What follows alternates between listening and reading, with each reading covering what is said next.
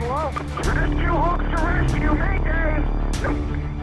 Get ahead, West. Fast, Mayday, what's your location? Get the panel out of here, hurry up! We need radio silence, I need water in that 2.5-inch line. 48 inch water in a 2.5-inch line. To the rope, to the rope, to the rope! 35 in the rear, 35 in the rear! Welcome to the Emergency Traffic Podcast.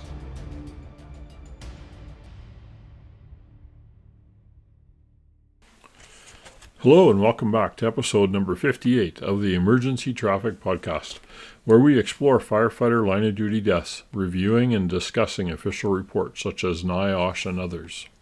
This week, Denis and I will review a NIOSH report of a confined space line of duty death that occurred in September of 2010 in Tarrytown, New York. I selected this incident as I think it serves as an excellent reminder of the often unforeseen dangers of confined spaces that we could face in any fire service. There are quite a few similarities here with one of our very early episodes, number 2, the Kimberley, BC Sullivan Mine disaster, where 4 people died, 2 paramedics and 2 workers at the Sullivan Mine. Please take a listen if you haven't already. Okay, well, sit back and have a listen while I bring Denis into the episode. Oh, hey, Denis. Welcome back to the podcast. How you doing? Very good, Paul. How are you, my cousin? Great. We're good. We're getting Statler and Waldorf, sure. Statler and Waldorf. Here we are again. We need some more quick quips like they always did. They always had good quips. Yeah. So let's see what's new these days. There's been another big parkade fire. 200 some vehicles damaged. I can't remember where it was now. Recently, there's been quite a few parking garage fires, especially the open like airport style, downtown parking style. I wonder if there's actually more of them, or just because of the EVs, and a few of them have been involved with EVs. Those fires. If we're just getting more reporting on them because they're more interesting now because an EV might be involved versus are we actually getting more of them? I don't know. No, there's been some studies done recently. I've got 3 or 4 of them I've read, and the problem is the vehicles, not just EVs, that's one thing, but not just EVs, all vehicles are burning a lot hotter or easier than they used to because of the very compressed space that they're in and the percentage of high-end plastics and fibers and all that kind of stuff, and also electrical. There's so much more electrical in the cars now, so that's right. Wiring and all those kind of things. So there's quite a few studies going on. There was, of course, the huge fire at the airport in Norway, and then London had one a couple of years ago, and there's been some in Spain. There was one at Disney World in about 2020, right around COVID time. Right. I remember in my youth, the big thing that used to set cars on fire was electric seats. Oh yeah, okay. I remember several of those, but it's laughable now because I think they got the electric seat thing figured out pretty good. Yeah, now it's like ignition systems and fuel systems and all these kind of things. I mean, if you ever watch any of those shows where they show repairing cars and stuff like that, one of the things I talk about is the percentage of components that are now plastic. Yes. I mean, like intake manifolds and water jackets and all kinds of components that used to be metal. It's now all plastic.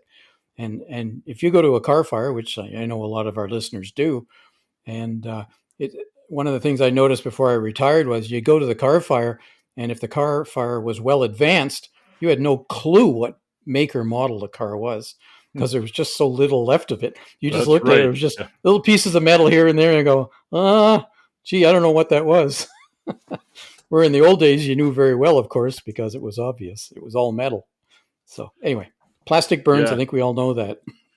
Yeah, the NFPA Research Foundation, which is a separate arm of NFPA, where they research certain types of fires, they did a report in July of 2020, Modern Vehicle Hazards in Parking Structures and Vehicle Carriers, because, of course, we've had some ships that have had vehicles catch fire.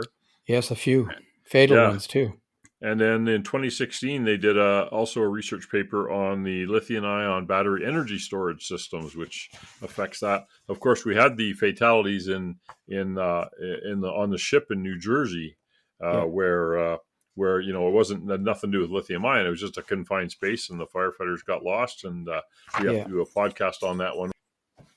It's like having a car fire in a tunnel, right? I mean, one of my worst fears as a firefighter was we'll get some truck in the middle of a tunnel on fire, and then how do you get to it safely, right? And how do you get enough air? How do you work? It's a confined space essentially when that happens. So, yeah. Yeah, I Anyway, did. I posted interesting. something on my LinkedIn the other day. There was a good post about some tunnel fire testing and exercises they'd done Yeah. somewhere, Yeah. and so that was a good one. The other thing, Think. sorry, Go ahead. the other thing current is, of course, Portugal's getting really beat with some huge wildfires and stuff like that. I think some firefighters killed. I heard yesterday, maybe. Oh, that would be sad. Um, Yeah. yeah. South America So also, right? It's yes, huge, Brazil. huge fires all across. I saw a satellite map of all the fires, and it's coast to coast, Pacific to Atlantic, and right through the middle of South America. And think about that. This is the end of their winter. Hmm. This is not even into spring and summer for those guys. So, or it's just into spring, I guess. And pretty early in the season to be having the huge, massive fires they're having, and they're in a midst. South America's in the midst of a significant drought right now, or at least portions of it there are, and so they're having major deforestation issues. And then you add all the social issues on top of that, with people illegally clearing forest in the Amazon, forest areas for agricultural purposes and so forth, and you've got a real problem there. The world's going to hell in a handbasket. So Yeah, no other we way may around it. already be there. I'm just saying.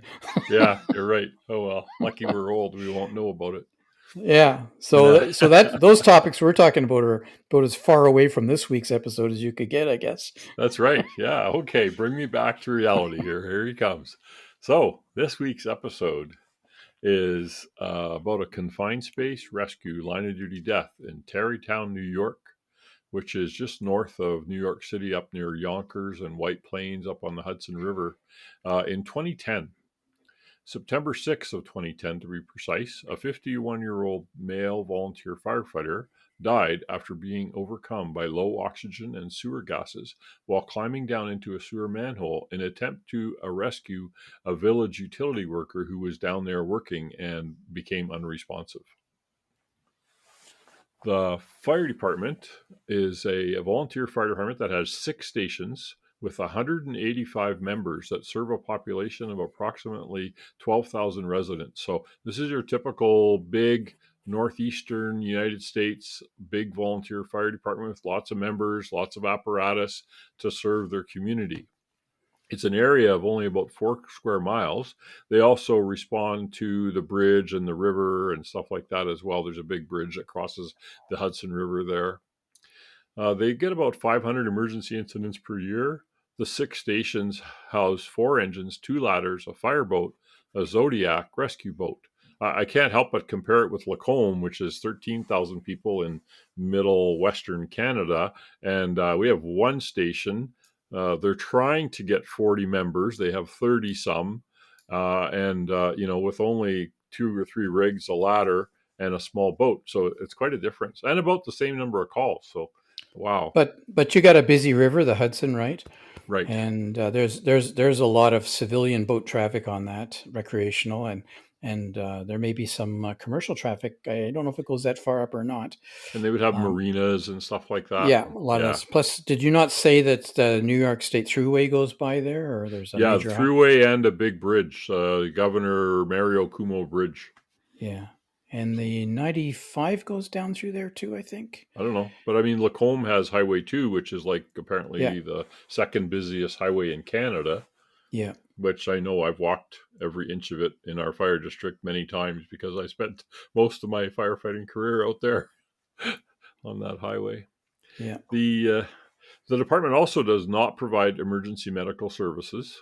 The department is under the direction of a chief engineer, otherwise known as fire chief, a first assistant chief, a second assistant chief, Each of the chiefs serves a term of 1 year and are elected by the membership. Yay, elected by the membership. Denny always gets me going on that one. I was elected by the membership once, but city council decided that I couldn't be chief because I worked for a supplier. Anyway, that's another story for another day. The fire department requires its members to provide medical clearance from their doctor, and they also provide annual physicals for those members classified as interior structural firefighters. The department uses 2 accountability tags to its members, consisting of a photo ID on a colored tag with a green background for interior firefighters and a red background for exterior firefighters. These tags are kept on the members' turnout gear and helmet and collected at an incident scene by the incident commander. The victim had 33 years of training with the service of the fire department. Sorry, not training, but service. The victim had over 150 hours of documented training classes, including emergency control of hazmat, firefighting essentials, fireground safety, driver training, pump operations, and equipment safety checks. The victim was considered an exterior firefighter and, according to department procedures, not permitted inside of an IDLH, or immediately dangerous to life and health, atmosphere. They had sort of a two-tier system with the interior and non-interior, which may have been related to training or physical requirements. They maybe For this individual, couldn't take a beard off, or maybe had some underlying medical condition, that kind of thing. Yeah, something very similar in Nova Scotia, interior and exterior firefighters. Yeah, we don't have that here in Alberta. Well, there's no standards in Alberta. There's no law in Alberta. You do what you want. I'm not a big fan of that, but it does allow you to continue to use personnel that might otherwise be forced to retire from the fire department. And there's always a need for people to do traffic control or to change air bottles or to do any of these things. Yes. The risk, of course, is that an IDLH atmosphere is not confined within the 4 walls of a structure. That's always the problem. It can easily exit the structure, and in many cases it does. Yeah, we used to have that problem all the time. You had firefighters that weren't, here in Alberta, of course, NFPA 1001 certified to be inside, and but they were outside in the smoke doing a surround and drown of a big structure in a rural property or something, and we'll put a BA on because you're in the smoke. Well, yeah, but I'm not certified to put a BA. Oh, there's a problem. Yeah. I remember one time when I was a rural fire chief, we had a fire in what they call a pack barn. And a pack barn is a large structure. And it was full of packages of tobacco products, because this was an area where they grew that. And so you had hundreds and hundreds of tons of tobacco on fire. And we were standing out on the concession road, and we were a long distance from the fire. But I must have smoked 20 packs of cigarettes that night. Oh, wow. Yeah. Like you were back home as a kid, right? Because your dad was a big smoker, wasn't he? Yeah. Your dad and my dad were both big smokers. Yeah. Well, I went with the territory of having us as kids, Paul. Just saying. That's what it was. Okay. I like it. Yes, you're right. Well, you made me think of my dad this morning when you sent me that video with the old video from New York City, and it had the firebox system and all that kind of stuff. Because I was telling you, he took me I remember going to Montreal as a little guy and showing me the Gamewell ticker tape kind of printout thing with the box number and then which stations it would go to. Yeah. Oh, well. Yeah. Okay. I'll have to cut this part out. Nah, it's good. It's good. Get a little flavor. The victims department conducts in-house training and participates in joint training sessions with the neighboring fire departments. Members also attend training provided by the State Office of Fire Prevention and Control. The victims department requires members wishing to serve as an interior firefighter to attain the minimum level of firefighter of training, firefighter 1 within 1 year of membership. There's a note here that firefighter 1 training met the criteria for NFPA Association 1001. The fire department then provides mask fit testing. Members that do not have medical clearance or firefighter 1 training would be considered by the department as an exterior firefighter. The department's standard operating procedures describe 2 levels of authorized participation depending on the member's medical clearance and training. These are described as an interior firefighters who possess at least firefighter 1 and medical clearance and has been fit tested within the past year and medically certified as capable of handling interior duties. Exterior firefighters who provide firefighting support duties regulated to operations outside of a structure or incident not requiring respiratory protection, such as SCBA. Exterior firefighters are not permitted inside of an IDLH atmosphere. Any member who does not wish to be an interior firefighter for any reason can declare themselves an exterior firefighter. The personal protective equipment involved in this incident was the victim was reported to be wearing a civilian clothing with no PPE or SCBA. The Department of Public Works worker, who was also not wearing any PPE or SCBA in the manhole. Although the description later on indicates that the victim actually went to his car and put on a set of boots. So we don't know whether that was firefighter boots or safety boots or whatever the case may be. So thanks for pointing that out. Yeah, so he did have something on his feet, I guess. So we have our little virtual 360 here, just so you can kind of see the scene as if you pulled up on the scene. The fire station in question is a single bay, 2-story ordinary construction building. Remember, this department had like 6 stations or 4 stations scattered through this little community. So they maybe had a few of these small 1-bay stations. Probably evolved from the old fire companies years before. It was a single-lane truck ramp in front with a concrete patio alongside the truck ramp that was in front of the double man doors into the building on the Alpha side Delta corner. The apparatus bays are on the Alpha side towards the Bravo corner. There's a stone wall and a significant grade separation on the Bravo side, so you can really only go around the building on the Delta side. The upper floor features 4 large sash windows on the Alpha side over the bays and the offices. There's a sewer manhole in the truck ramp just towards the street beyond the concrete apron in the pavement. The Charlie side has a longer portion where the apparatus bays are a single story. So the front portion is 2 stories, but the back portion is a single story. And there's an outdoor patio on the roof of this area, which has access to the Charlie side second floor, and there's a large stairway from the Delta side up to the second floor elevated patio and rear entrance area. There's a sewer manhole on the Charlie side of the structure beyond that extended portion of the first floor, and there's apparently another one inside the apparatus bays, which is quite common. Obviously, you have to wash the trucks and stuff like that and let the snow drain off. Right. So the sewer manhole on the Charlie side is the manhole of interest in this incident. It was in the lawn, actually, I guess. Beyond the patio. Yeah, you'd describe it. It was out in the lawn, and it just looked like a typical round manhole, right, according to the pictures that I saw. So we're going to talk a little bit about the investigation of the incident. So there's some repetition here, but bear with us. So on September the 6th in 2010, so we're talking 14 years ago, pretty much this month, right, Paul? A 51-year-old male volunteer firefighter died after being overcome by a low oxygen atmosphere with the presence of sewer gases. And he was in the process of climbing down into a sewer manhole, attempting to rescue a village utility worker. This sewer manhole, by the way, was 18 feet deep. 18 feet. The utility worker climbed down into the manhole to investigate a reported sewer problem and was overcome first by low oxygen and sewer gases. So the same thing that killed the firefighter. The incident occurred behind the fire station in an underground sewer line that ran under the fire station.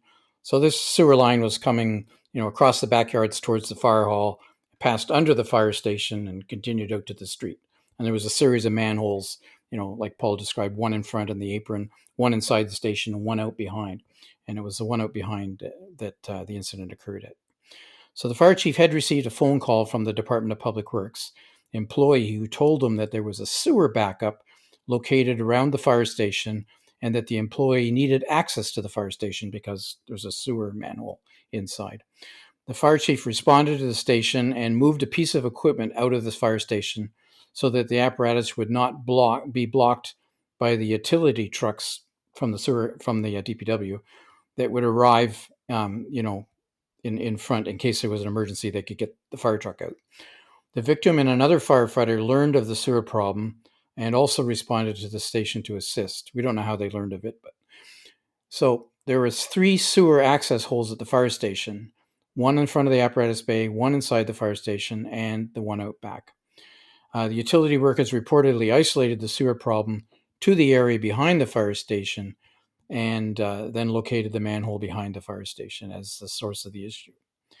So the DPW, Department of Public Works supervisor, reported that the Public Works employee opened the sewer manhole, grabbed a shovel, and entered the manhole while the supervisor was talking on the phone. The utility worker did not don any PPE or SCBA prior to entry. The victim and another firefighter then walked over to the manhole and saw the Public Works employee collapse at the bottom of the hole and thought that he must have fallen while descending the access ladder. So they made an assumption that he fell.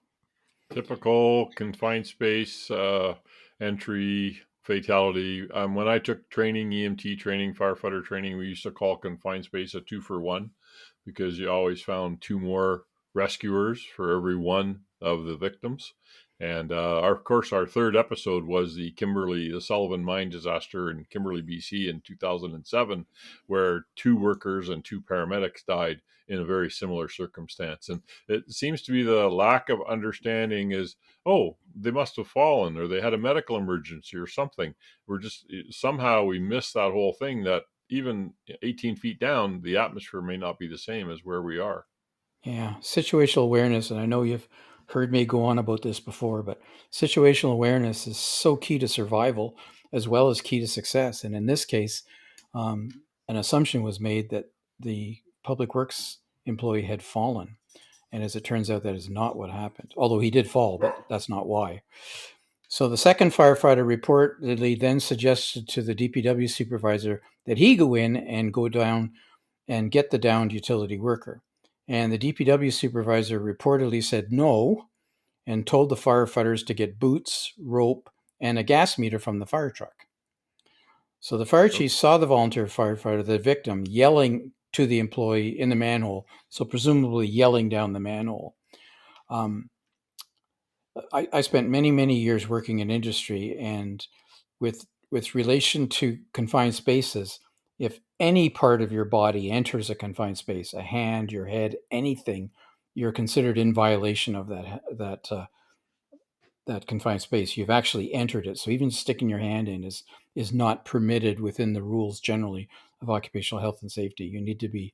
There's all kinds of steps you need to go through to properly and safely enter a confined space. Yeah, entry permit, making sure you've got monitoring, ventilation, PPE, and a rescue plan, right? Yeah, and when you and you need to survey the confined space to see, if the atmosphere inside is safe. So right, and you don't just stick a multi-gas detector in there. You need to have basically a probe, and you need to check high, you need to check low, you need to check, at the entrance, you need to check further in. There's a whole procedure, and if you're a certified confined space surveyor like I am, there's this whole process that you go through to absolutely check, because you can have little pockets here and there, so where the majority of it's safe, but where your testing isn't. So there's all kinds of things. So this firefighter who ultimately died in this incident, he was hollering down the manhole trying to get the attention of the DPW worker who was collapsed at the bottom of the manhole. So again, assuming that he had fallen, was, I guess, taking the first steps towards some type of self-rescue, perhaps. We don't know. Anyway, so the fire chief reported that the DPW supervisor told him that the employee had fallen into the manhole and asked the chief to call for an ambulance. The fire chief called the village dispatcher and requested an ambulance, and that the fire department and initiate a fire department response for a man who has fallen into a manhole. So again, not mentioning necessarily that it's a confined space. The second firefighter brought the fire truck closer to the manhole, the one they'd moved out of the base, and brought the rope and a meter to the DPW supervisor. The victim then went to his pickup truck while this was going on and put his boots on. He then returned and entered the manhole before the gas meter was ready to be used. So there was another firefighter and the fire chief and the DPW supervisor somewhere in the vicinity of the manhole. But this firefighter just went back to the manhole and then entered the space. He entered the manhole without PPE or SCBA and made it roughly halfway down the access ladder and then fell to the bottom. So if he made it halfway down, he fell 9 or 10 feet to the bottom of this concrete manhole. So significant fall. Significant fall. So you would expect physical injuries as well as anything else that he might have had. Yep. So the fire chief, as it turns out, had not ordered or directed the victim to enter the manhole and was not aware that the victim was actually entering the manhole. So essentially, this firefighter was freelancing. The DPW supervisor then told the chief that a second man had now fallen into the manhole and asked for a second ambulance. The fire chief requested that second ambulance and also asked for the technical rescue team from a neighboring police department. The chief told the DPW supervisor that no one else would be allowed to go into the manhole. So that's the right decision at that point. Yeah, a tough decision, but the right one. It's like, hey, we're not going to lose anybody else. Yeah. So clearly they did not have confined space rescue capability in this department, and they called a neighboring police department for that. It's not uncommon to have that type of capability in police services in some jurisdictions. It's not that common in Canada, but both victims. New York Special Services team or something. Yep. Yeah. So anyway, at this point, both victims were unresponsive at the bottom of the manhole. In other words, not responding to hails. A gas detection meter was tied to a rope and lowered into the manhole. I'm not sure how that was going to work, but because a lot of the meters have memory, so it'll you can pull a memory up and see what you had 2 minutes ago. Yeah, but you wouldn't know where it started to alarm. No, you don't know. Like you don't have a profile, if you understand where I'm going with that. But you would hear the alarm meter, the meter alarm. Right. Anyway, witness reports stated that the meter alarmed. One witness stating that the meter read 11.4% oxygen. Halfway down, at the top, at the bottom, it's not clear. And another witness... Engineer's coming out, didn't he? Yes, sorry.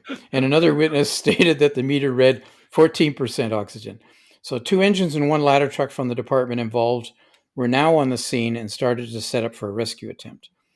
The sewer manhole opening was only 24 inches in diameter, but right below that lid, it opened up into a 5-foot diameter. So the depth to the bottom of the manhole was reported as about 18 feet.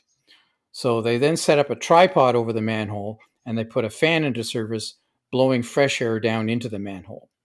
So one firefighter then donned an SCBA face piece while the SCBA cylinder and backpack were tied off and lowered after the firefighter as he entered the manhole on a separate rope and descended down the vertical manhole. An oxygen cylinder and mask for the victim was also lowered in with the firefighter. And when he got to the bottom, the firefighter placed the oxygen mask on the victim, the firefighter, and tied a rope on the victim, and the other firefighters hoisted him out of the sewer pipe, probably using the tripod. Yep. The firefighter assisted with the removal of the victim, so I guess climbed up behind him, probably there were rungs in the wall going up. Usually. And then he exited through the same manhole. So firefighters on the surface then started cardiopulmonary resuscitation and emergency medical care provided to the victim firefighter, and he was then transported to a local hospital where he was pronounced dead. So there's a whole bunch of stuff in this paragraph I read that we could easily discuss. But the one thing that jumps out at me is that, and we often say that if firefighters become victims themselves, it's usually the initial victim who doesn't get tended to, and that's exactly what happened here. So that's why it's the same as having an accident in the fire truck on the way to the call, or any number of things like that. It means you can't fulfill the victim you can't fulfill the mission that you're actually there for in the beginning, which was to help the initial victim. Yeah, like that cell phone tower that fell. We did that episode where the cell phone tower fell, and then the firefighters were injured right away. Everybody goes to the firefighters, right? Yeah, the initial people who called don't get care. Yeah, which is the unfortunate side of it, and that should be an incentive for a lot of firefighters to look after yourself as well. So exactly. Anyway, after the firefighter victim was removed, another firefighter donned an SCBA face piece, tied off his air pack because he couldn't wear the pack down through the entryway, of the manhole, and then descended into the manhole in the same manner as the first, with other firefighters lowering the SCBA pack as he descended. When the firefighter reached the public works victim, he tied the victim off with a separate rope to the surface, and the firefighters on the surface then hoisted the victim up while the firefighter assisted from below. The DPW victim was then given CPR and emergency medical care and was then also transported to a local hospital where he was pronounced dead. We don't have timelines on these, but this would be probably a significant amount of time after he was discovered down there. So probably why they didn't take oxygen or SCBA down for the victim. Was not expecting him to survive. Right. The technical rescue team from a neighboring police department then arrived, but after both victims had been removed. The technical rescue team members were a combination of police officers and firefighters who had been trained in confined space rescue and were operating at the technician level from a neighboring city. The technical rescue team reported that they established unified command with the local fire department and ensured that the scene was secured and established a safe zone and made sure there were no ignition sources close to the manhole. So any that were there were removed, like the fire truck that they'd moved close to the scene. Yeah, right. The team also asked the fire department to staff 2 hose lines for protection. Nobody knew what was in that manhole, so they're taking precautions. That's right. The neighboring city also provided utility crews that then addressed the blocked and clogged sewer line that was at the bottom of the manhole. Yeah, it could have been natural gas, like that Sun City one that we did, right, where the boring went through and pushed the natural gas through the sewers. Well, in fact, sewers produce methane gas. That's exactly what you got. Yep. So there's almost certainly were combustible gases related to this. Where was the percentage, right? Yep. Yeah. Exactly. Yeah. Thanks, Denis, for that. So a real chain of errors, I would have to say, and not all of them. Some in the beginning that caused the death, but I have issues with how they did the rescue also. But unsuccessful as it was, but regardless. What are you thinking there? Like, should have been 2 guys that went down and a Stokes, or if they weren't properly equipped, if you're climbing down a ladder and somebody else is lowering your SCBA with you, that's a danger right there. Yeah. I mean, you got a hose on it that's how long? Yeah, 2 feet, 3 feet. You're being generous. Yeah. No more than that. And so if you slip and fall, well, you're going to land on the bottom without your SCBA. Yeah.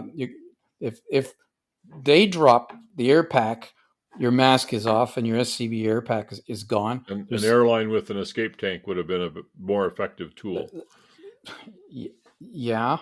Low profile air packs or an airline as soon as you get through the hole. Yeah, a low pressure airline system, which is properly what you would use in these circumstances. So if you were geared up to do confined space rescue, you would have all this equipment that you need. Right. You'd be wearing proper fall arrest harnesses, which we don't know that he was or wasn't. Right, doesn't say.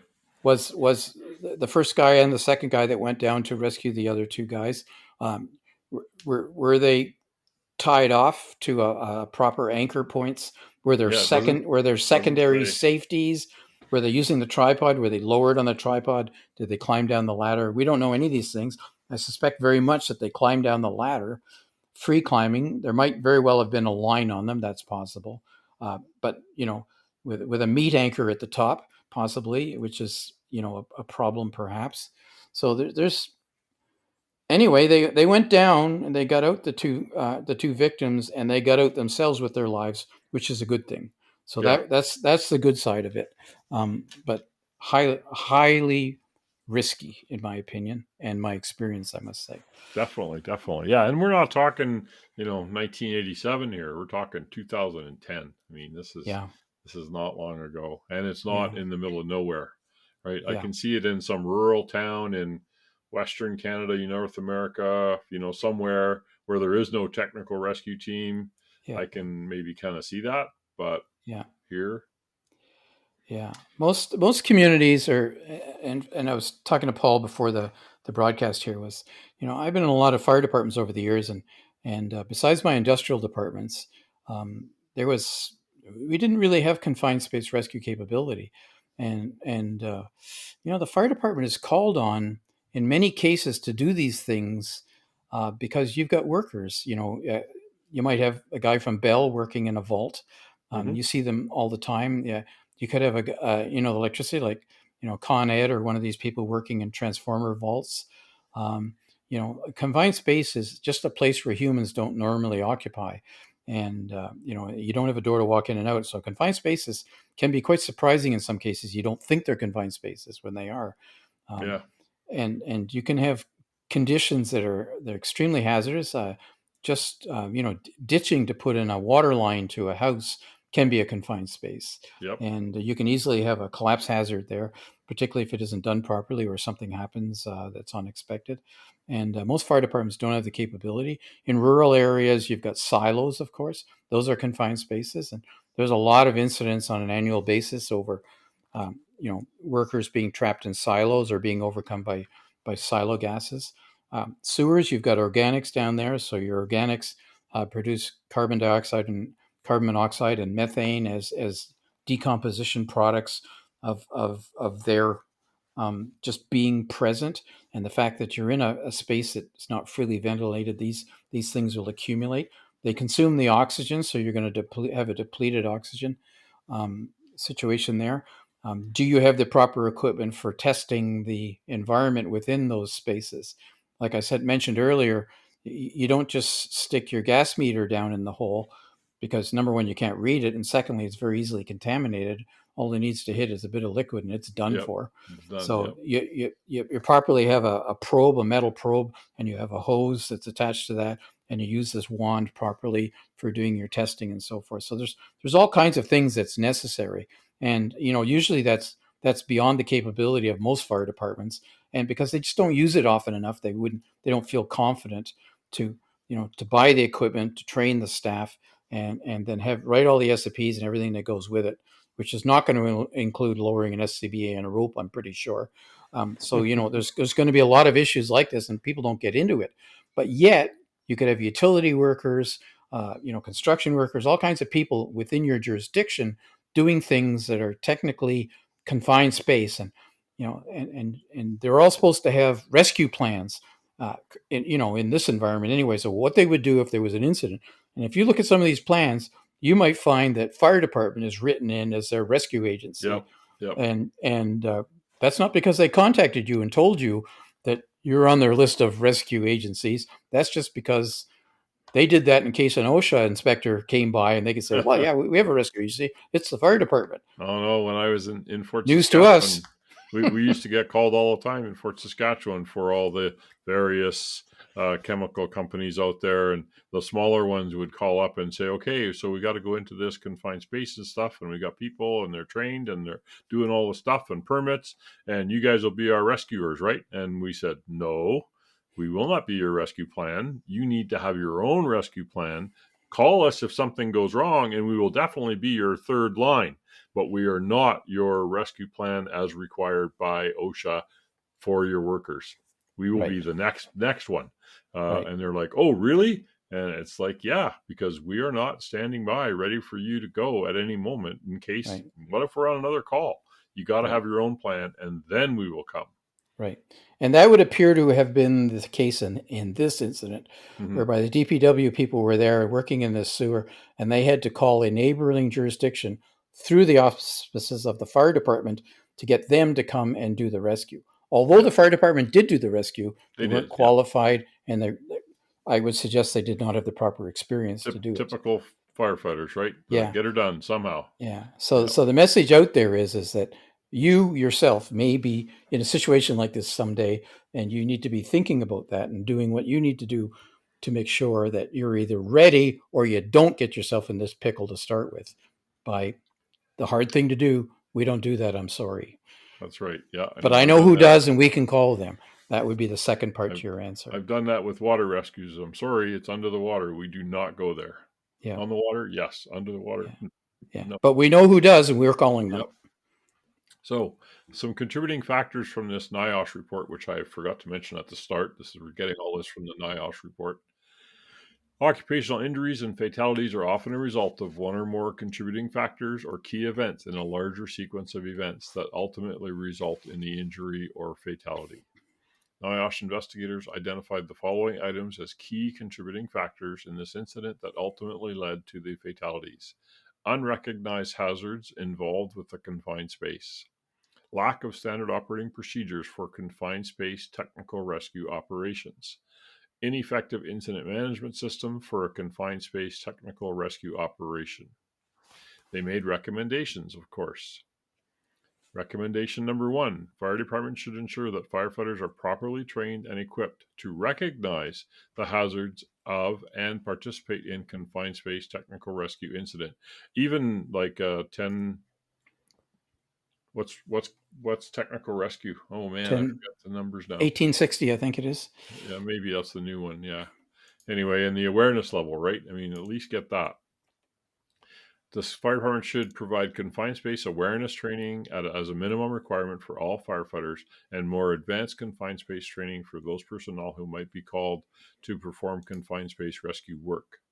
Fire departments need to ensure that employees recognize the hazards involved in a confined space.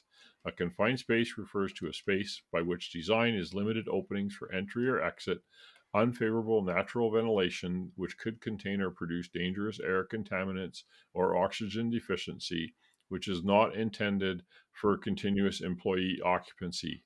Confined spaces include, but are not limited to, storage tanks. I mean, it can be a huge confined space, immense. It can be hundreds and hundreds of feet by hundreds of feet. But if the entrance is restricted, it's a confined space, such as the compartments of a ship, process vessels, pits, silos, vats, degreasers, reaction vessels, boilers, ventilation and exhaust ducts, sewers, tunnels, and underground utility vaults and pipelines. 1670 is the standard. I'm sorry. 1670. And it has various levels. So I know in Fort Saskatchewan we were trying to get everybody trained to the awareness level, all of our frontline firefighters. And the awareness level spends its time basically focusing on recognizing a hazard. Yep. Is not necessarily understanding what to do with it, but Yep. know there's a hazard and know who to call, essentially. Exactly. Yeah. In this incident, the victim and the public utility supervisor likely thought that the public utility worker had fallen when he entered the sewer and became unconscious from the fall. The victim possibly did not recognize the hazards of a confined space sewer, such as low oxygen or toxic atmosphere, and made the decision to enter the manhole without any personal protective equipment or respiratory protection.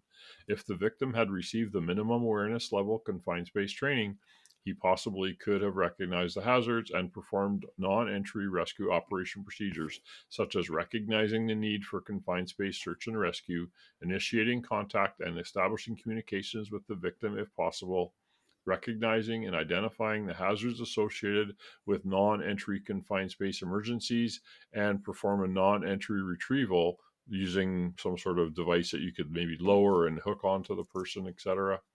Implementing the emergency response system for confined space emergencies, and implementing site control and scene management, because you don't want more people coming in there and jumping in the hole or falling in the hole.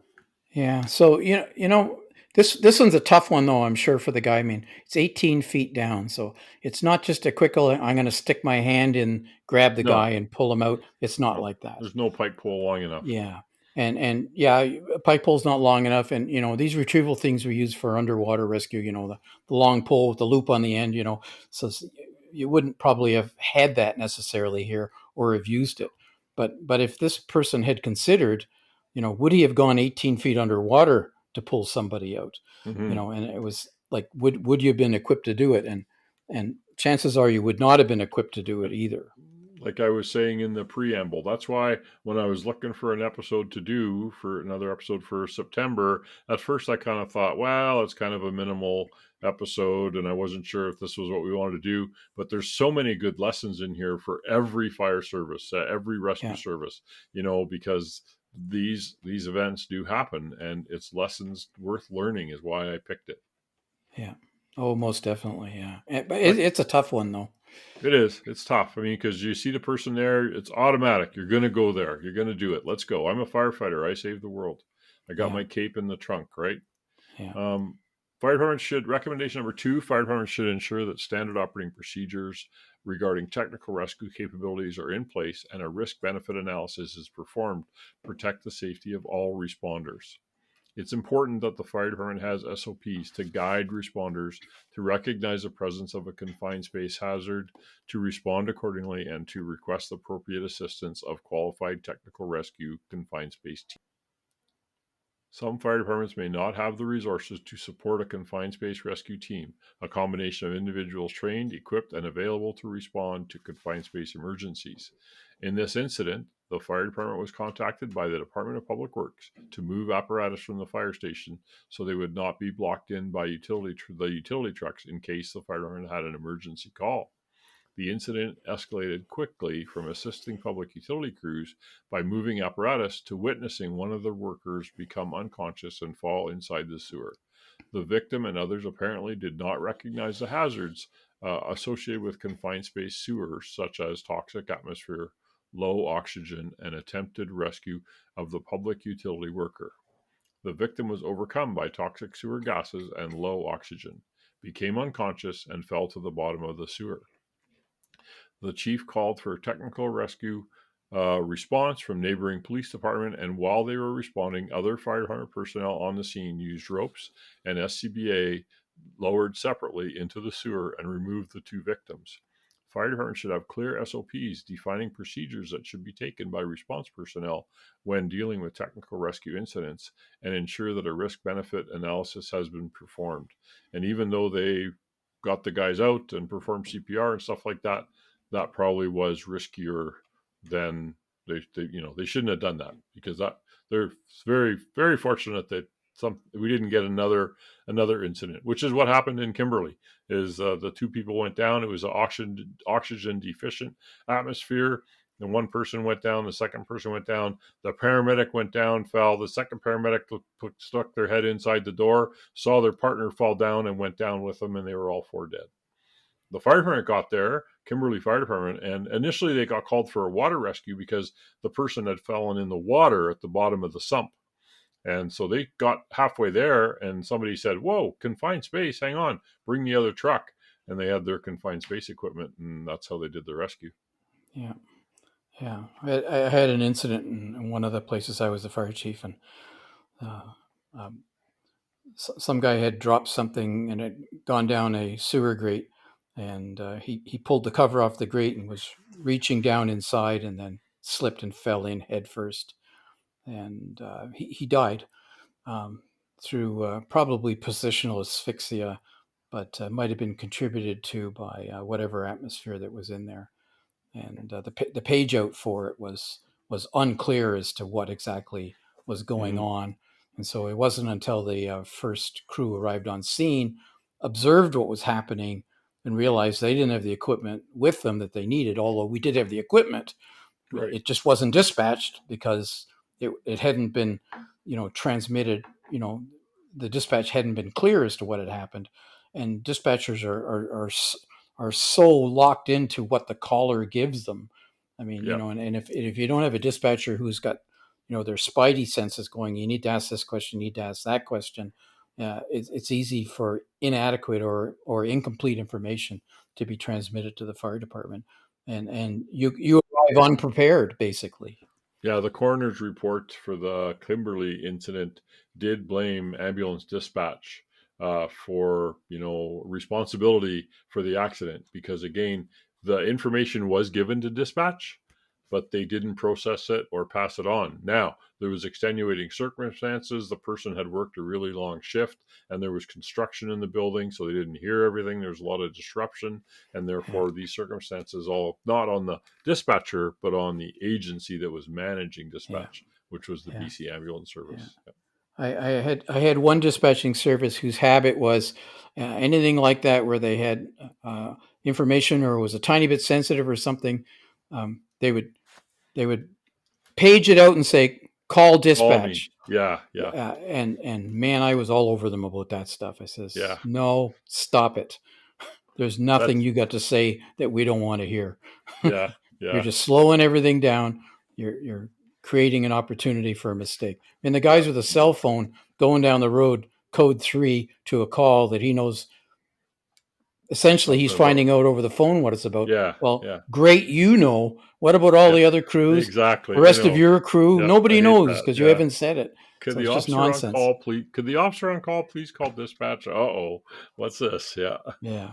But I used to tell my guys, this is no, say, tell me now. Yeah, exactly.